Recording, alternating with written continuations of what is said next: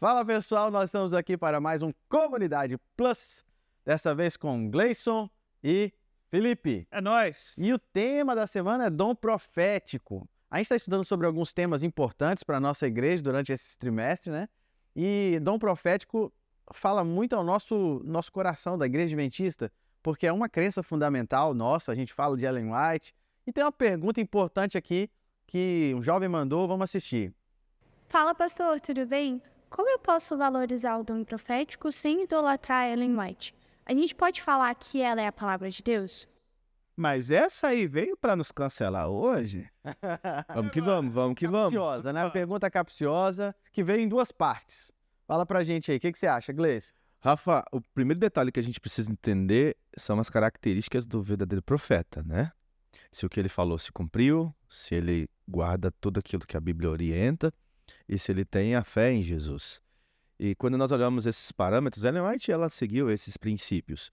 E ela levava todo jovem e a igreja a estudar a Bíblia, a conferir se o que a Bíblia diz fazia de fato sentido para a vida do cristão e se o que ela escreveu levava os nossos amigos até o estudo da Bíblia.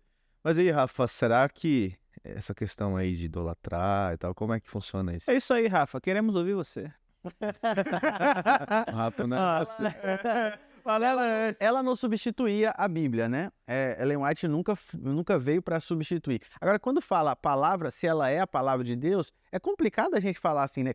Porque dá a entender que está falando se ela é a palavra de Deus tanto quanto a Bíblia. Não, porque a Bíblia vai falar que a palavra se fez carne e habitou entre nós. A palavra de Deus encarnada é Jesus Cristo.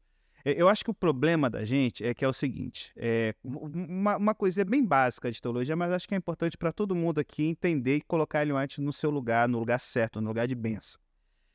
Deus ele se revela de três formas. Uma é a revelação natural, pela natureza.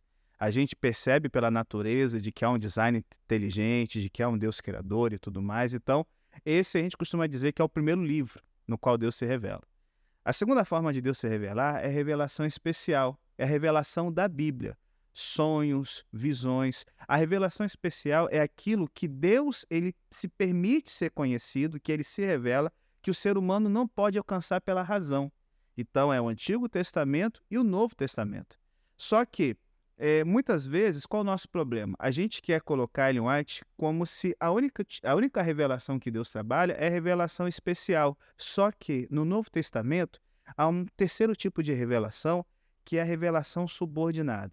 Paulo vai dizer de que o Espírito Santo é dado para levar os cristãos a um aperfeiçoamento, ao pleno conhecimento da verdade. Então, no Novo Testamento, há uma percepção de que Jesus é a palavra final de Deus, certo? Porém, o Espírito Santo nos leva a crescermos no conhecimento da Bíblia. E essa é a função do profeta. Vou pegar, por exemplo, Ágabo, que é um dos profetas do Novo Testamento. Ele busca trazer uma compreensão maior do que Deus ele quer revelar, trazendo ali orientações proféticas para o apóstolo Paulo. Você tem Paulo, por exemplo, ele busca subordinar aquilo que ele está trazendo ao que a Bíblia revela. Então, assim, a partir dessa premissa, a gente vai ver em Ellen White essa noção de revelação subordinada. Por quê? Vamos pegar, por exemplo, vou citar aqui o nome de uma religião, os Mormons. Eles têm um profeta chamado Joseph Smith.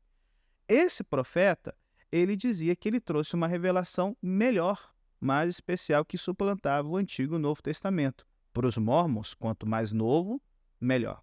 E aí ele fez uma tradução da Bíblia em que ele alterou 3.000 pontos para se ajustar com a doutrina mormon.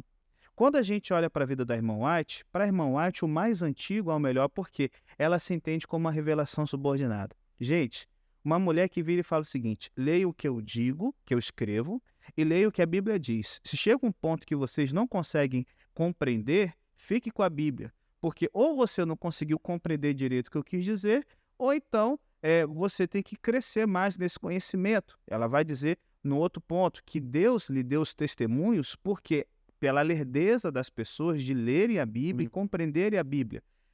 Uma das últimas falas dela, ela fala, recomendo-vos, caro leitor, uma das primeiras, desculpa, recomendo-vos, caro leitor, esse livro.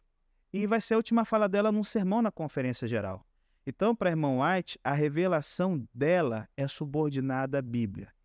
ela tira a sua autoridade da Bíblia, não dela como uma autoridade, sabe, especial, que vem suplantar a revelação dada por Jesus no Novo Testamento. Então, mesmo sabendo da importância dela, mesmo acreditando que tem uma relevância, principalmente para os cristãos nos últimos dias desse mundo, a gente precisa entender que a Bíblia tem Fonte de autoridade dela. Exatamente. E ela falou isso, né, quando falou de luz maior, luz menor e tudo mais.